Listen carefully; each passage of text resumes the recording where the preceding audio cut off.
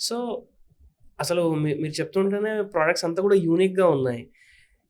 ఇలాంటి ప్రొడక్ట్ మనం స్టార్ట్ చేయాలి అంటే, సరే ఐడియా రావచ్చు. మనం చూస్తున్నాము ఒబేసిటీ చూస్తున్నాము, డయాబెటిస్ ఇంత పెరిగిపోతుంది చూస్తున్నాము. కానీ, ఈ వేలో, ఈ అప్రోచ్‌తో రావాలి అని ఎలా మీరనుకున్నారు? ఈ ప్రొడక్ట్ డిజైన్ చేసే టైంలో ఈ ఐడియా ఎలా వచ్చింది? అంటే మన ఇండియాలో కాకుండా బయట కంట్రీస్‌లో ఎక్కడన్నా ఇది జరుగుతుందా?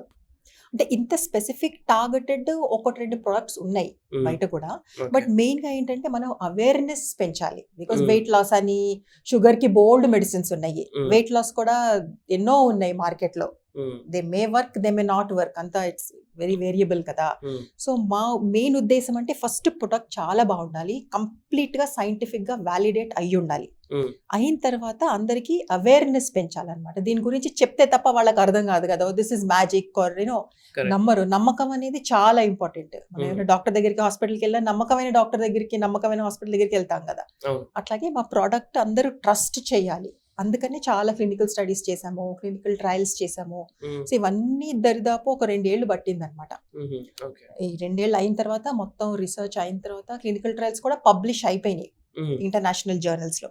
అయిన తర్వాత ఈ ప్రొడక్ట్ మేము మార్కెట్‌లోకి తీసుకొనొచ్చి ఇప్పుడు స్లోగా అవేర్‌నెస్ మొదలుపెడుతున్నాం.